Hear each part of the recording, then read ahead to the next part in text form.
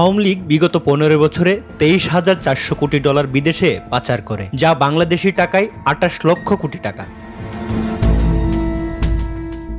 বিগত আমলে বহু রাজনীতিবিদ, ব্যবসায়ী, আর্থিক খাতে রাঘব বোয়াল, আমলা ও মধ্যস্থভোগীরা এই অর্থ পাচার করে।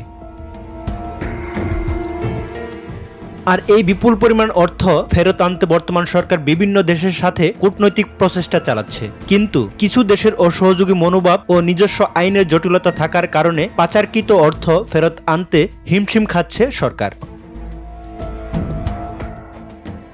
ক্ষমতাচ্যুত শেখ হাসিনার আমলে পাচার হওয়া কয়েক বিলিয়ন ডলার উদ্ধারের প্রচেষ্টায় সমর্থন আদায়ের লক্ষ্যে লন্ডন সফরে রয়েছেন প্রধান উপদেষ্টা। কিন্তু অধ্যাপক মোহাম্মদ ইউনূসের সঙ্গে সাক্ষাতের অনুরোধে সাড়া দিচ্ছে না যুক্তরাষ্ট্রের প্রধানমন্ত্রী কিয়ার স্টারমার। প্রশ্ন থেকেই যায়, তাহলে কি কারণে সাড়া দিচ্ছেন না স্টারমার? জানা যায়, পাচার হওয়া অর্থ ও স্টারমারের ঘনিষ্ঠ এমপি টিউলিপ সিদ্দিককে নিয়ে আলোচনার প্রবল সম্ভাবনা থাকায় ডক্টর মোহাম্মদ ইউনূসের মুখোমুখি হতে অনীহা স্টারমারের।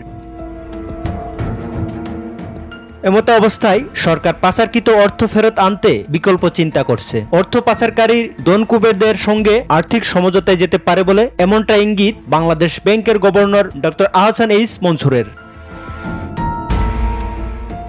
যুক্তরাজ্য ভিত্তিক সংবাদ মাধ্যম ফিনান্সিয়াল টাইমসকে দেওয়া সাক্ষাৎকারে গভর্নর বলেন, অপেক্ষাকৃত কম গুরুত্ব মামলার ক্ষেত্রে আর্থিক সমঝোতা একটি সম্ভাব্য বিকল্প উপায় হতে পারে।